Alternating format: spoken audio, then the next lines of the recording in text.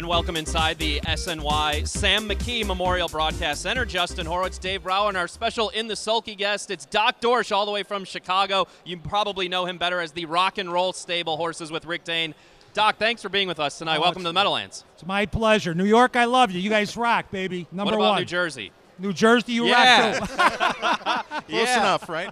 Well, so we're both. Jaeger bomb. Yeah. We're going to take turns here hitting you up with questions, but it's great to have you here. You've been in the business for a long time. You're one of the loyal owners that this sport needs and loves, and you're what makes the sport go for us with the horses. So tell us how you got into the business, and going back several decades in Chicago racing, we all know how great it was back then. Oh, it was fantastic. We had guys like we were talking Paisley and Bussey and these guys. Dale Heitman, good friend of mine. When he first came to Chicago from Ohio, we kind of befriended him and went out cocktailing with him when he was married to his beautiful wife, Mary, and got to know him real well. And my buddies had some horses with them, and, you know, I'd go out gambling with them, and I wasn't too good of a handicapper, not anywhere as good as you guys. So after a while, I just said, you know what, maybe I'll get a horse. I was on the Chicago Fire Department at that time, and we got an extra check. And so I says, you know, I'm going to call Dale up and see. Called up, he says, perfect time. He called me to Pollock. He says, perfect time, Pollock, I got a horse for you. I bred my mare to Niatros and wanted a big colt, and I got a small filly. So, so anyways, the horse's name was You're in the News, and they actually really got into that horse in the TV, that Ed Connaughton show in Chicago, and the horse did very well for us, very well. I want to ask you a personal question. How do you survive an entire career as a Chicago firefighter? Tell me how you got through that bunch of years. It was my honor to serve. It was great being able to go out there, save lives. I've got so many stories, so many good friends. You live together with the guys. The camaraderie is great.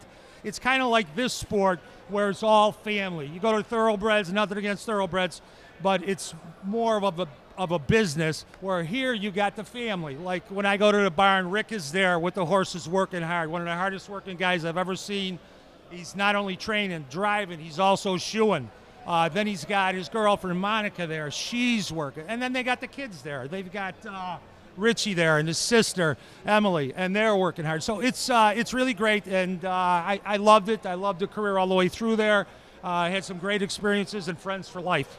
Okay. Now, you've owned quite a few horses over the years, and most recently you've had maybe the best horse that you've ever had, American Primetime. An interesting story. It's a homebred, right? Yeah, it's a homebred. I got the dam from New Zealand, and she shipped over here, and she was just a great horse. She was like flying when she was racing, you know. And I wanted to breed her, and I talked to some breeders and stuff. And they said, you know, it's not good for, you know, the foreign horses. And I says, Rick, let's do it, you know. So, yeah, because she was actually out next to a foal and a mare, and the mare was feeding and sucking on the mom, and all of a sudden she started waxing herself. And I asked, you know, a vet if that's usual, you know, if that's normal, and he says, well, sometimes they do it. So she really wanted to be a mom. This was her first foal, and he came out like a champ. All right. Yeah. First of all, you talked about your relationship with Rick Dane. You say he works hard. Who was the first person to turn you on to him, or did you find him? Who found who?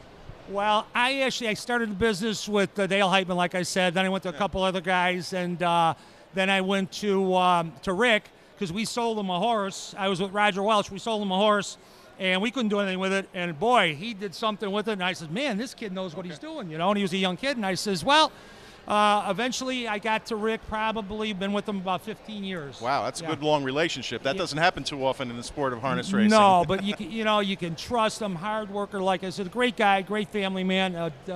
Works real hard. Good guy.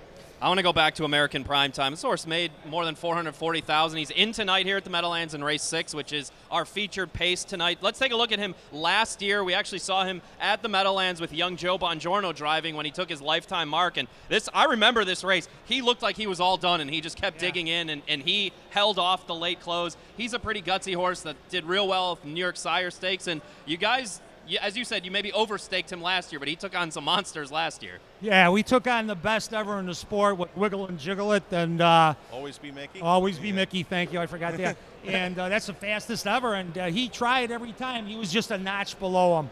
but he's got a big heart. He's got a big heart, like my bride at home. Hi, Gene. All right. You told us just before we went on camera there that you like to get in the jog cart in the mornings and actually, train and jog your own horses. Do you find that enjoyable? What do you get most out of that?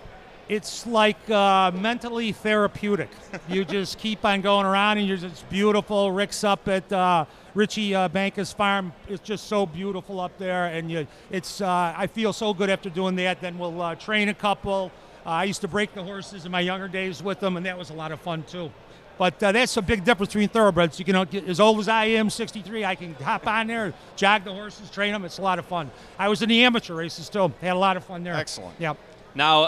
Now that you're a retired firefighter, you own horses, but you haven't left the business world. So what are you doing now to keep yourself busy away from the horses? You had to remind me. Yes. We started a country bar in Chicago called the Firewater Saloon, and it's doing very well. It's a restaurant. We get a lot of bands from Nashville there. Got a lot of people dancing. It's just a good time. We're in a small little neighborhood in the north side of Chicago, Edison Park. And we're having a lot of fun. We're also going to build one down south, too, in, what the hell is it, Fort Glenwood down there. So, anyways, things are going good. Everything's going good. We're having a lot of fun. All right, you've raced across the country pretty much. What is your favorite place to race harness horses? And then if you had one race that you could possibly win, what's the one race you want to win? I would say the one race, and I'm doing this for Rick because he's from Ohio, is Little Brown Jug. Okay. Definitely. I'd like to win that. He's been so good to me, so for him, I'd like to do that.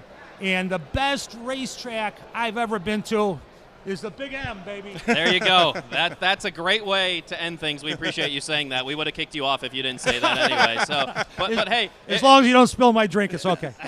It was great meeting you. This is awesome. Doc Dorsch, thanks for coming on in the Sulky. You got 3 in tonight with Rick Dane, so best of luck. We hope to see you in the winner's circle. You got it. Thank you very much. My pleasure. You guys do a great job. Thank you so much. Appreciate that. Thanks a lot. We'll tee up tonight's action coming up right after this.